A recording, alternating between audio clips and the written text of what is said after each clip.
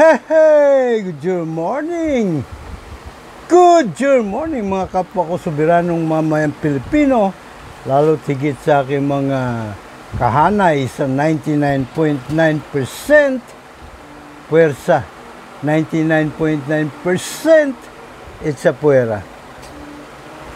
Gininto ang pagkakataon ng halalan para makapagluklok ng mga tunay na lingkod bayan sa pamahalaan, tayong mga mamayan sa layunin na makamtan ang pangarap Pinoy na lipunan.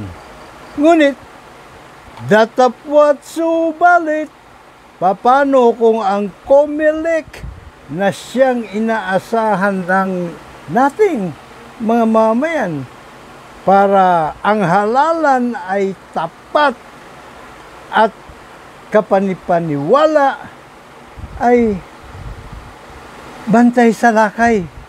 Pambihirang patis. Hello, Garci. Hello, Andy. Hello, Abbas.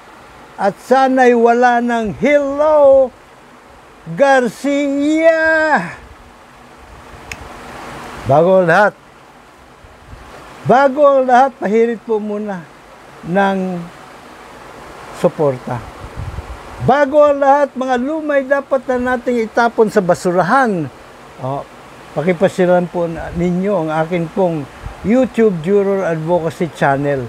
Kung kayo po ay nanonood ngayon dito na mismo sa ating YouTube Juror Advocacy Channel, abay, mag-subscribe na po kayo. Pahirit ng subscription. Wala naman po kayong alalahanin na dapat bayaran rito, nising kong duling, At kapag like po ninyo ang ating advokasya, the empowerment of we, the sovereign but so far powerless Filipino people, abay, pakishare, share naman po ninyo, Ito pong ating channel. Sa lahat po ninyong mga kakilala, kamag-anak, kababayan, kaibigan, maging mga kalaban. Sapagkat ito naman pong ating adhikain ay para sa kapakinabangan ng lahat po ng mga soberanong mga mamayan Pilipino. Lalo't higit sa ating pong hanay sa puwersa 99.9% it's a puwera. Kasi tayo po ang mga biktima po rito palagi. Madalas kaysa minsan tayo po ay ang biktima rito. So atin pong umpisa ng ating talakayan, balitaktakan, kilatisan, po. Dali atin po muna isang tabi po ito.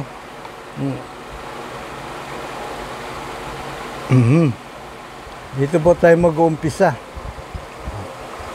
Ayan Madalas po nating napapanood ito ngayon sa mga patalastas Si George Calabasa Erwin Garcia, po. At ang sinasabi niya, ang tagumpay ng COMELEC sa darating na halalan ay tagumpay ng sambayanan. Tumpak naman po yun, tunay at totoo, po. Pero, iba po sinasabi, iba ginagawa Hindi po ba, hindi magkatugma. Ang sinasabi niya ay animoy langit, pero ang pinagagawa nila ay mala-impyerno. Bakit o kanyo? Sige nga, atin pong tingnan ito at tititigan. Okay, so, una po i-define natin what is politics. Ano ba ang politika? Malinaw po sa aking isipan na ang politika ay diskarte ng politiko kung paano makamtan ang mithiin at adhikain ng mga soberanong mga mamayang Pilipino na matagal ng pangarap Pinoy o ang matagal ng pangarap Pinoy. Ito po yung mithiin po natin at adhikain. Ito pong pangarap Pinoy, pangarap pa ng ating mga ninuno, umpisa nung sinakop tayo ng mga Kastila, hanggang sa mga oras na ito hindi pa makakamtan. Ano po ba yun? Makatarungan at makataong lipunan. Makatarungan ba at makataong lipunan ng meron tayo sa bansa? Di po eh. Kahit na nung napatalsik na natin ang mga Kastila, ang mga dayuhan na naghahari-harian rito, abay, pumalit naman na naghari-harian ay mga kababayan. Mas masaklap po, di ba? Sarili mong mga kababayan, sarili mong mga kalahi ang naghahari-harian. So yan po ang politika para malinaw po ang ating pinanggagalingan. Di po tayo paabar-abar lamang. Ano po? So, makatarungan at makataong lipunan. Yan ba ay katang-isip lamang ni Kit Quilates? Hindi din po. Ito po ay nakaukit sa atin pong preamble ng Saligang Batas. Simula pa po noong 1935 Constitution, napalitan ng 1973 Constitution, at ang kasalukuyang umiiral ng 1987 Constitution, pare-pareho po ang preamble niyan. At ang nakalagay doon, we the sovereign Filipino people, imploring the aid of the Almighty God in order to build a just and humane society. Just, makatarungan, at makataong lipunan. Just and humane society, makatarungan at makataong lipunan. And establish a government that shall embody our ideals and aspirations, promote the common good, conserve and develop our patrimony, and secure to ourselves and our posterity the blessings of independence and democracy. Kalayaan at demokrasya. Actually, hindi lang kalayaan yan. May karugtong palagi yan. May kambal tuko ang kalayaan. At yan po ay equality, equalidad, pagkapantay-pantay. At ang demokrasya naman po sa maikling salita ay gobyerno ng mga mamayan, pinatatakbo ng mamayan para sa mga mamayan. Pero ang meron tayo, government of the few, by the few, for the few, na mga traidor, abusado, at mga kawatang kuno ay politicians. No? Under the rule of law, under regime of truth, justice, freedom, love, equality, and peace, do ordain and promulgate their constitution. No? This constitution. Justice, truth, no? Katotohanan, hustisya. Kung wala pong katotohanan at hustisya, ay wala pong, hindi po maghahari ang batas. Ang naghahari po dito sa atin ay mga politicians, mga kawatan, mga traidor, no, ha? Mga abusado na kunoy mga politicians. Hindi po ba? So yan po para malinaw po tayo at kumbaga we shall be guided accordingly. Dapat alam po natin kung saan po tayo nanggagaling.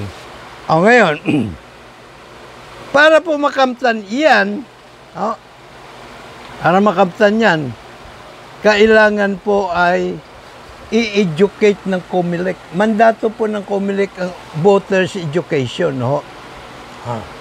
Sa halimbawa, ito, Omnibus Election Code of 81, hindi, 881 to 1 ito ang kanyang panumero, batas pambansa. 881, no?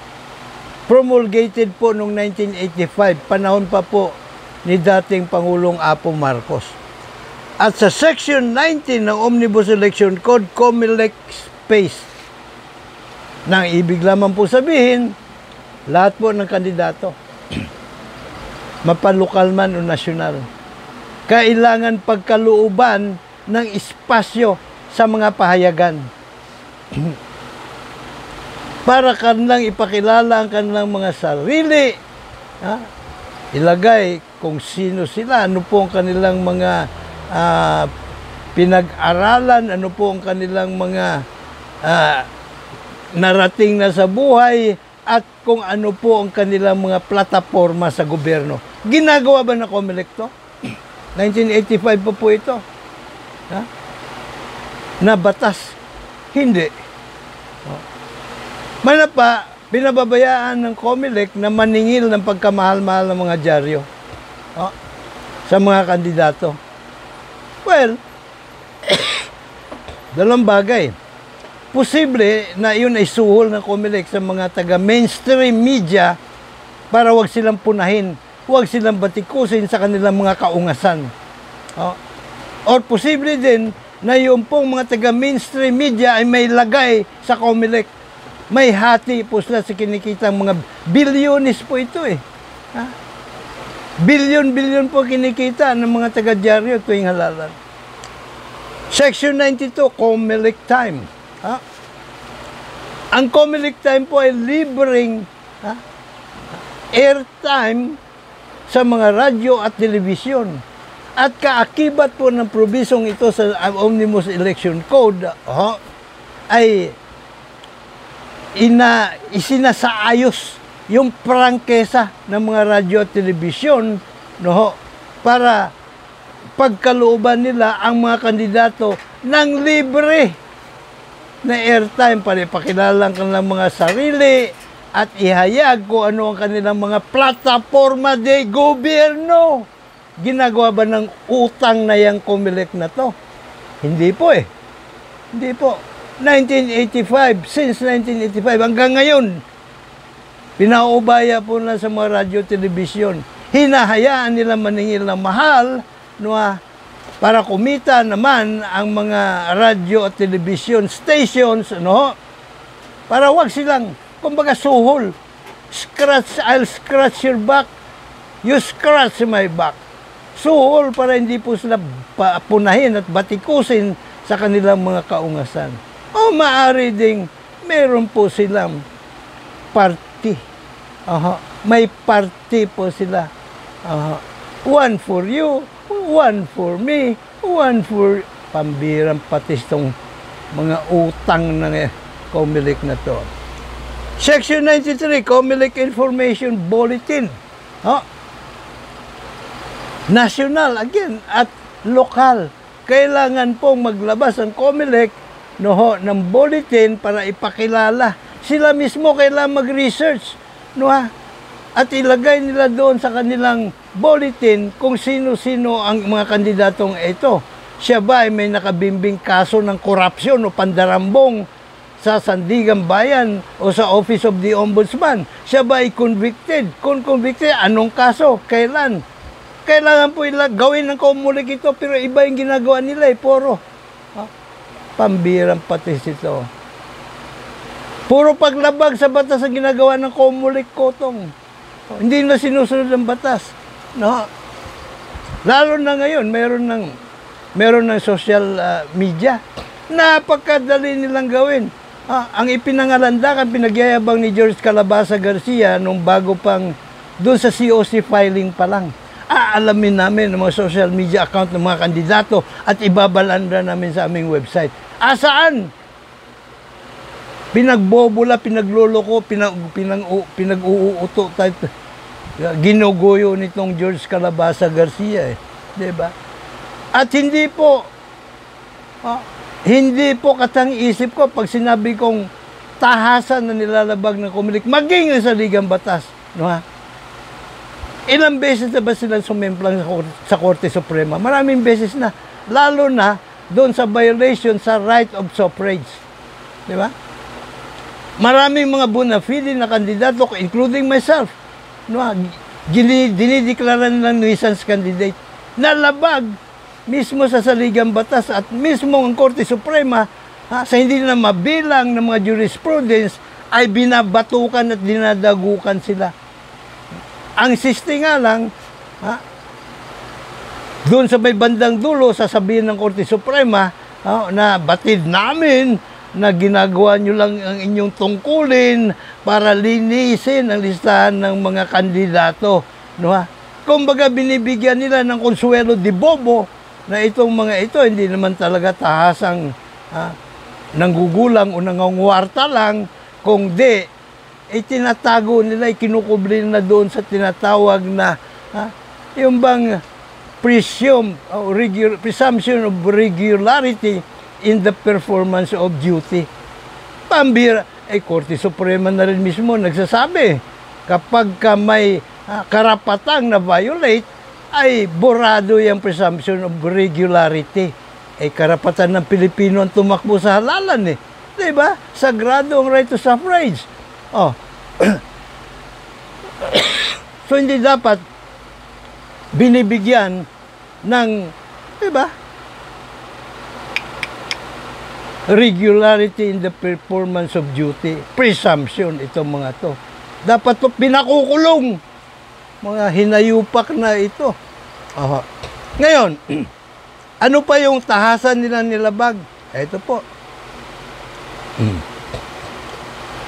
Where na you? Oh, here na you. Ito po ay batas po ito eh. 9369 RA 9369 Section 31. At ito po ay mismong hango doon sa COMELEC website. Ayan o. comelec.gov.ph. Ano po? Ito po yung batayan ng kanilang mandato. At ano bang nakasaad dito? Section 25. Actually, Section 31 na ito eh. Medyo ginugulo lang nila eh. No ha? Oh. Well, anyway, manner of counting votes. Ito, para po natin maintindihan ng mas maganda-ganda, kunin natin yung version mismo ng batas. Hindi po ba? Yung batas mismo. Ano ha? Oh. Saan ba yung batas mismo? Ito. Kasi dito, gusto pa iligaw tayo ng COMELEC sections. Pambihira. Ito. Lawfield. Section 31, ha? Section 31. Kumbaga, amendatory law ito eh. So, inamindahan niya yung section. Doon sa COMELEC version, hindi na nilagay yung section 31. Gusto niya maligaw, pambira.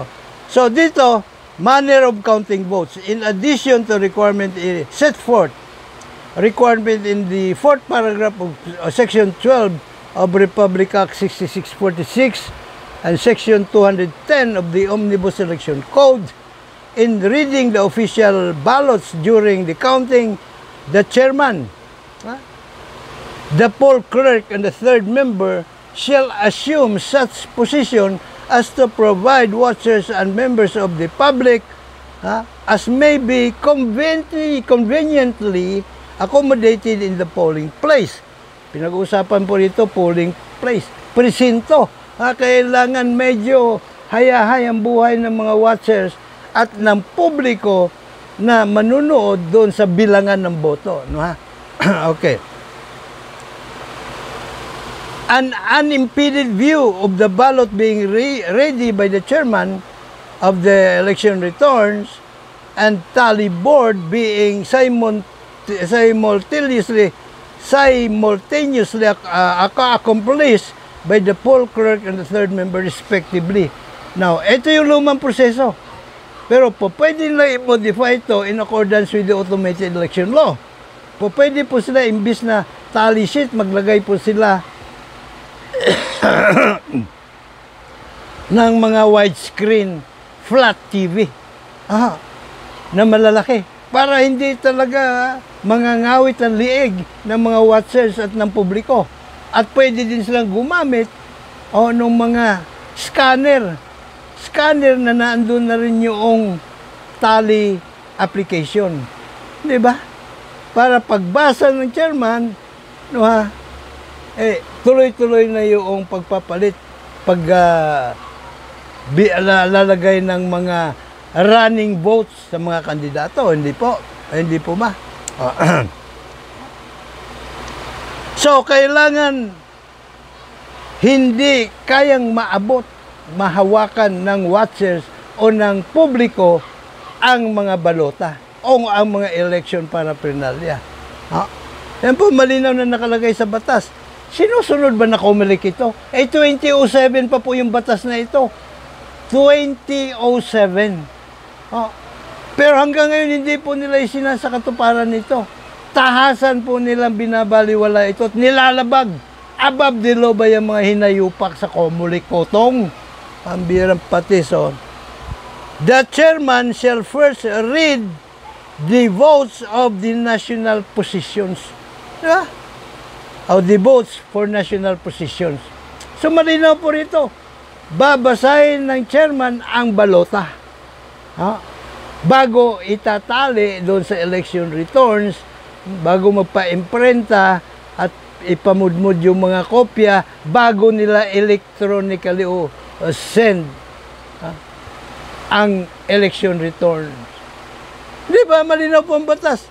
At ang sinasabi rito, any violation of this section or its pertinent portion shall constitute an election offense and shall be penalized accordance with Batas Pambansa 881. Ano po naman ang penalty rito? Aba, ito po yung penalty. Simpleng-simple lamang po.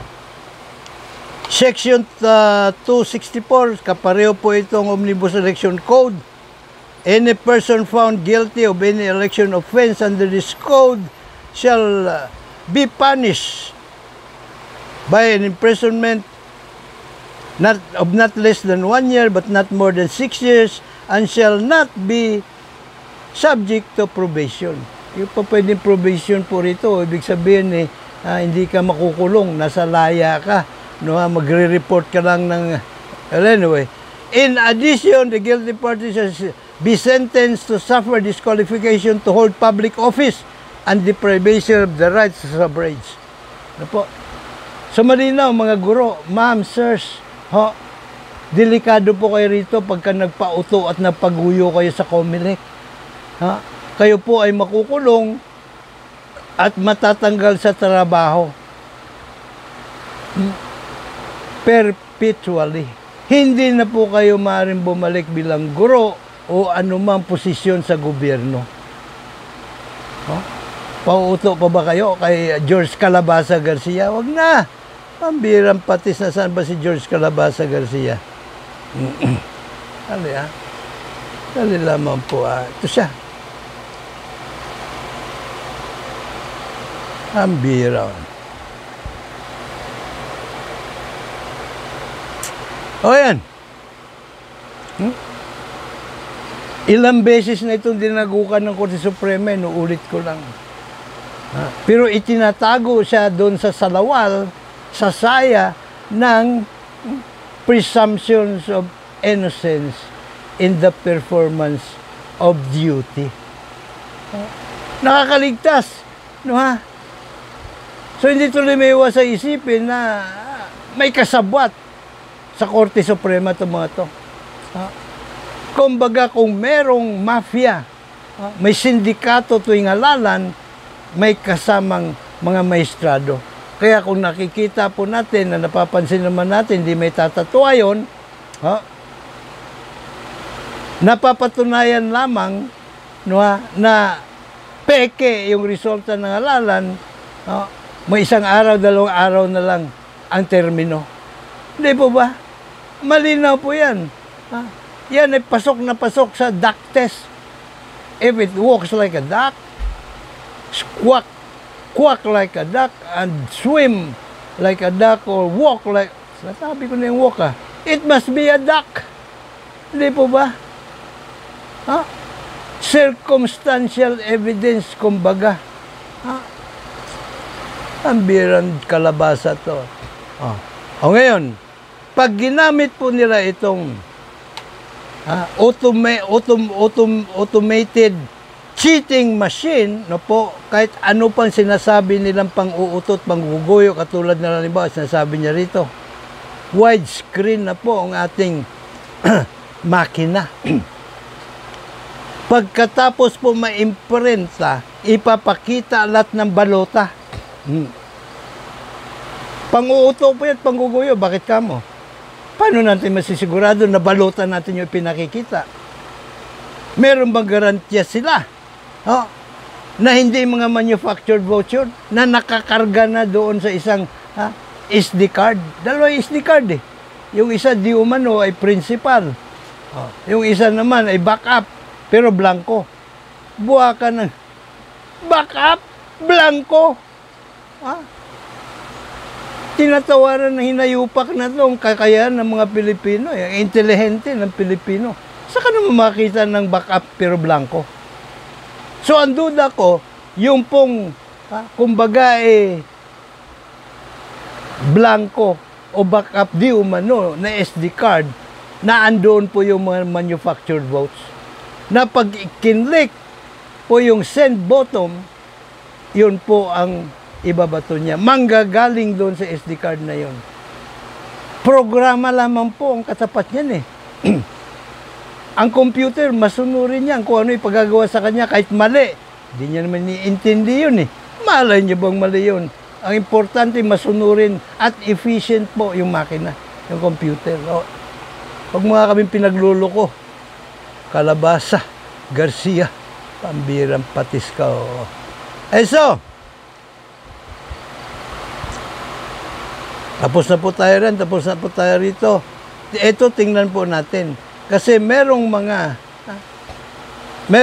ipinalalabas ngayon na palagay ko ito ay may kaugnayan din o ito ay mga palutang na nakagagawa ng Comelec Cotong. Tingnan po natin ito. Voters education daw ito.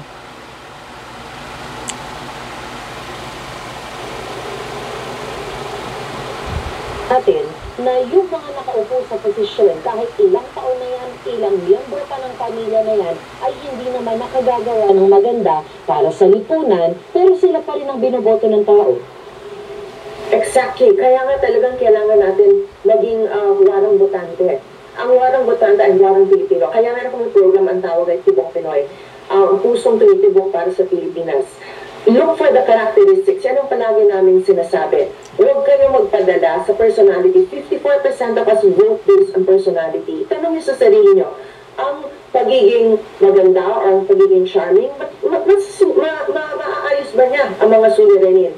Alam mo, sa survey na nagsabi na 54% vote based on personality, yung karehong bumoto sa nagsagot sa survey na yun, sabi nila, alam nila yung mga issue.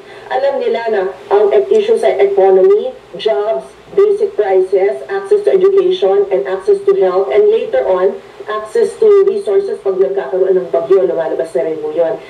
Alam nila yun ang problema, and still they vote based on personality. So, sino ba ko ang may power na palitan yun?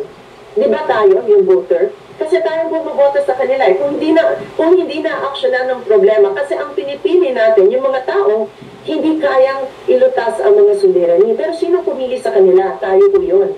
Tapos kung yung mga tao nandun dahil sa kapagalihan ng kanilang, sinabi mo na, binibilang kanilang bosa, kung kapangyarihan ng pera ang nagiging desisyon because of vote buying, sino ba ang nagbebenta ng boto? Di ba ang voter? So, ngayon po, ang voters education, hindi na namin pinag-uusapan ng kandidato. Ang mismong botante, ang kailangan tumingin sa kanilang budhi. Kayo po ang...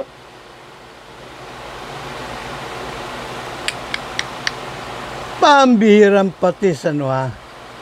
Muna, bakit ka dyan napunta? Dito muna tayo sa yan. Si Ana po yun, ng PPCRV. Imbis na ang voters education na gagawin nila ay i-educate ang voters nung kanilang mga karapatan, nung mga obligasyon ng Comelec at yung mga kawalangyahang ginagawa ng Comelec at kung ano yung pagkukulang ng mga Comelec, ano yung mga probiso sa ligang batas na tahasang binababoy ng Comelec. Binabardagol po nito mga botante pa. Pinalalabas niya mga bobotante kasi kayo eh. Anong karapatan ng hinayupak na ito? Pambira ito na maging membro ng PPCRB. Alalahanin po natin ang kumbaga pangunahing isinasaalang-alang dito sa ating bayan ay yung kapakanan ng mga mamayan. Hindi po ba? Kapakanan po natin ang isinasalang-alang rito. Nakita nyo naman sa preamble, "We the sovereign Filipino people." Diba? Humihirit ng kanyang gabay at patnubay para makapagtatag ng makatarungan at makataong lipunan. So, imbis na bardagulin ng mga ito, tayo pong mga mamayan, voters education must start with what is the obligation, what are the mandates of COMELEC. At yung mga, hindi nga pinupunan nito yung paglabag ng COMELEC sa batas Yung random manual audit, abay, kinukompormihan pa nila. Nagiging rara boys and girls pa sila ng COMELEC, itong mga watchdog na ito. Nung maasahan mo, mga aso nga ito Asong ulol pa nga yata Diba? Watchdog sila nating mga mamayan. Hindi, nagiging watchdog sila ng COMELEC-kotong Pambihirang patiso. Meron pa pong kasunod yun. Naman po tayo po ay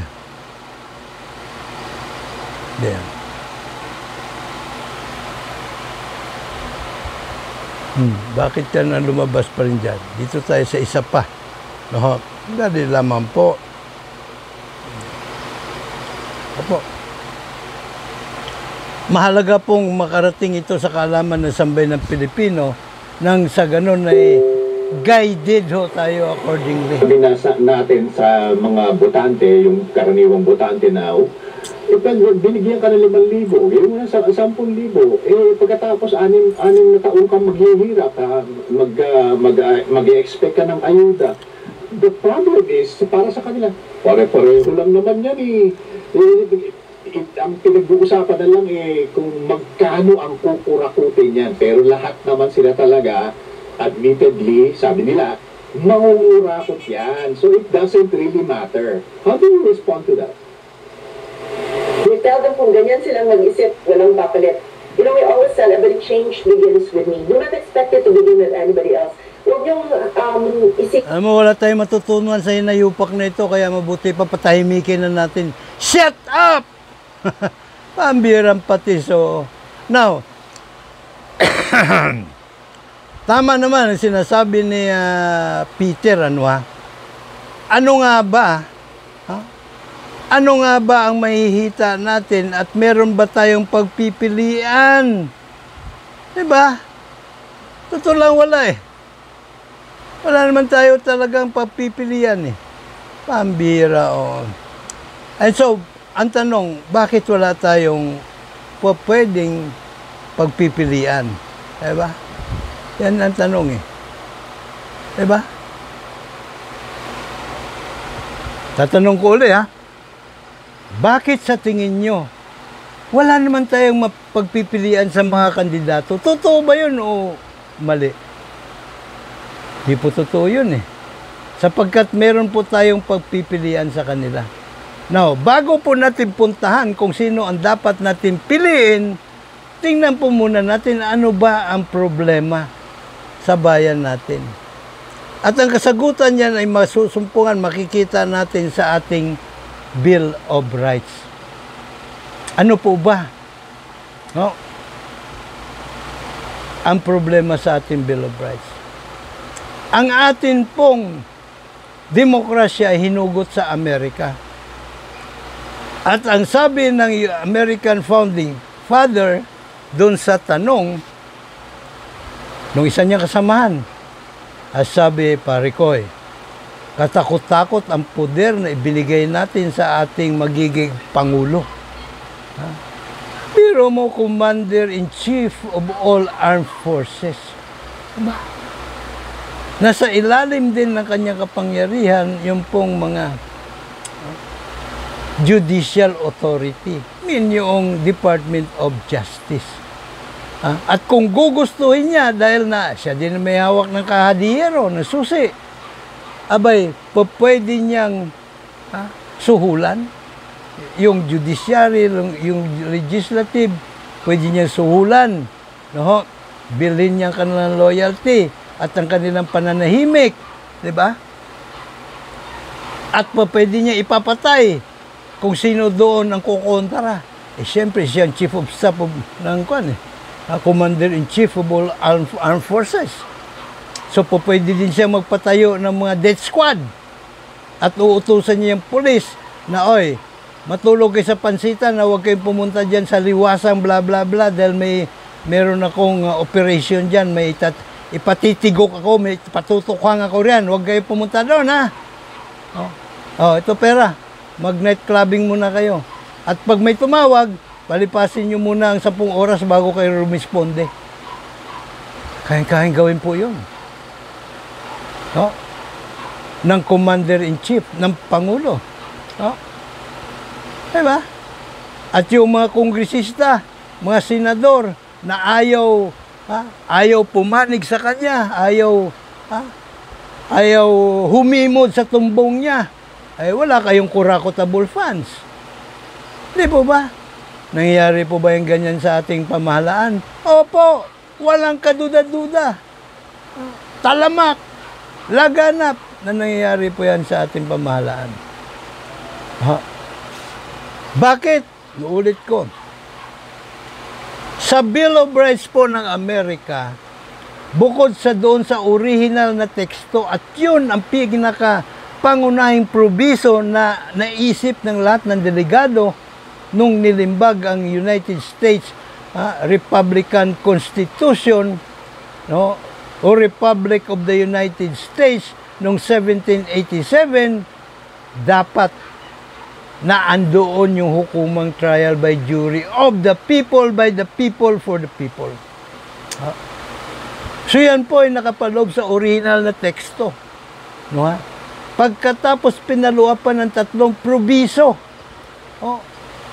doon sa first 10 amendments. The 5th, 6th, and 7th amendment, lalong pinatatag ang trial by jury sa Amerika. Eh bakit hindi kinopya nung nilimbag ang ating 1935 Constitution? Sapagkat yung mga politiko noon ng mga bastardo karamihan, may dugong Kastila, may inchik rin ba? Ay gusto nila sila naman na maghari-harian. Ay pwede pala tayo maghari-harian kahit hindi tayo gumamit ng dahas eh. Diba? Pwede tayo magdeklara ng martial law. Magpatupad ng martial law kahit huwag natin ideklara. Gamitin lang natin yung hukuman. Ayos na ang buto-buto. Tama ba? So hindi na inilagay sa Bill of Rights ang karapatan sa trial by jury nating mga mamayan. Bagkos ano po ang kanilang ginawa. Ito po yun eh. Huwag yan. Dito yan. Yan. Ito po. Yan po ang ating Bill of Rights. Unang imbokada pa lang, pangitan-pangitan na po, nahuwad ang ating demokrasya. Bakit kamo? Nilagay dito, no person shall be deprived of life, liberty, or property without due process of law, nor shall any person be denied the equal protection of laws. Hindi po, kung napapansin nyo, pansinin nyo. Hindi po nakadetalye kung ano ang due process of law. Diba? No person shall be deprived of life, liberty, or property without due process of law. Pero hindi binigyan ng pakahulugan kung ano ang due process of law. Now, remember doon po sa original na teksto, lahat ng klase ng krimen ay dapat dumaan ng United States Constitution 1787 sa trial by jury of the people. Halagayin doon. Pagkatapos pinaluap pa. Ngayon, ang atin pong mungkahi dito po sa section 14. Citizenship na yan. Lagpas na tayo.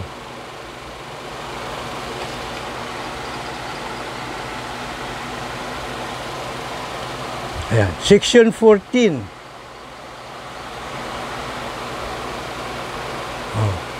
Umagpas ka na naman. No person shall be held to answer for a criminal offense without due process of law.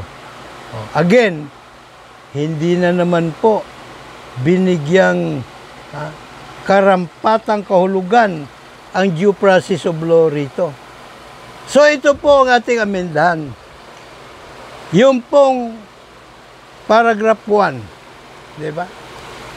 Ng section 14, article 3 po ito, Bill of Rights. No person shall be able to answer any criminal blah blah blah without due process of law. Ilalagay po natin dito kung ano yung due process of law. No?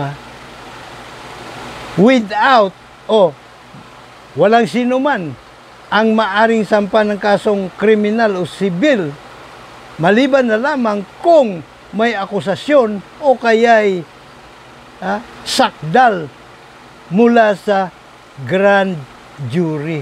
Buhay the sovereign Filipino people, 18 anyos pataas, marunong bumasa at sumulat, randomly selected. Mula 16 hanggang 23 kataong grand jury. 12 doon ang kinakailangan boto para sa indictment o kaya may basura ang kaso. Absuelto. At dito naman sa paragraph 2, in all criminal prosecution, the accused shall be presumed innocent. Okay po yan. Until the contrary is proved. And shall enjoy the right to be heard by himself and counsel. Tama din yan. To be informed of the nature and the cause of the accusations against him. Okay din po yan. To have a speedy, impartial. Ito po ang ating riritukin. Kailangang bigyan ng akusado. Ito po yung ating isisingit yan. Ng pampubliko. Mabilis at patas na pagliliti sa hukumang hurado soberano o trial by jury of we, the sovereign Filipino people, 18 anyos pataas, marunong bumasa at sumulat, randomly selected. Ito po missing link sa atin pong demokrasya. Kaya naging huwad po ang ating demokrasya dahil po sa missing link na ito.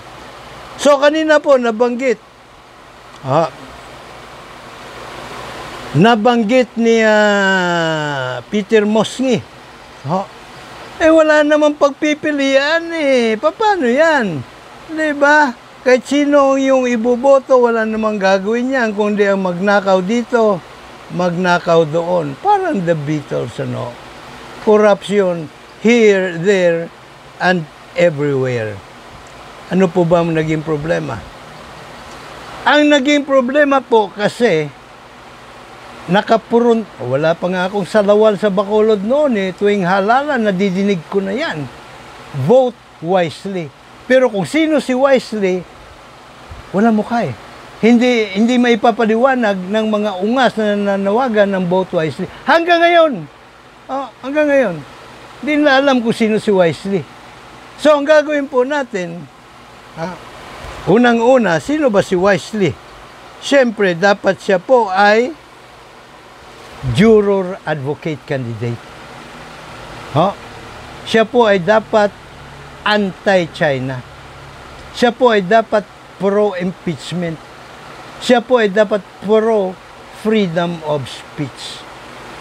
Yan pong mga kandidato na lahat ng kandidato po ngayon, 66 sila para senador. I-confine muna natin sa mga senador. Gusto nyo, idagdag pati yung congressman, Pwede rin, at yung party list, Sige, confine muna. Kasi sila po ang ating pong hahihikayatin na maghain ng panukalang batas, amenda numero 1 sa Bill of Rights para idagdag ang ating karapatan sa trial by jury. So, ang panawagan po natin sa ating pong hanay ng puwersa 99.9% sa puwera ay sumali sa Juror People Power Revolution. At tayo po ang maging makinarya Walang pera-perang politika ng ating pong team juror. Na nabanggit ko na. At sa ngayon, dadalawa pa lamang po ang kumakasa. O yung mga tumatakbong senador sa ating pong Juror Advocacy Challenge. Sina Colonel Gringo Honasan at Colonel Ariel Kirubin. Ang Bisaya Youth Party List ni Greco Belica, kumasa na rin po yan, matagal ng Juror Advocate po yan. Medyo nagbago-bago lang pananaw nung napunta kay Digong, pero walang problema yun para sa akin hanggat tutuparin po niya ang kasunduan na maghain siya ng amenda sa Bill of Rights. Ganon din si Flor Fulay Baguio, 2nd District of Parañaque. Ano ho? Yan pa lang po so far ang mga kumakasa. Yung inaasahan kong kakasa katulad ni Heidi Mendoza, hindi po kumakasa eh. O, ganon din si Laila de Lima, ayaw din pong kumasa. Pambirang pati, so ewan ko ba bakit. Ay, naku naman ako. Well, anyway. So, yan po ang ating pong panukala amenda. Apo. Screen grab nyo na po, no ha? Nang sa ganun ay pwede nyo pong, kung po pwede lang, i-share din po ninyo sa inyo pong mga kakilala, mga kaibigan, no ha? Ayun, maging mga kalaban. Para sa lahat po naman kasi ito eh. Okay? Right. So, kung tayo po ay magkaisa rito, pwersa 99.9% sa pwera, abay, wala tayong katalo-talo. Talagang atin pong makakamtan ang matagal ng pangarap Pinoy. Maitatag ang makatarungan at makataong lipunan. Sapat tayo. Diba? Hindi po tayo magkakamali rito. Kapag ganito po ang ating isinulong,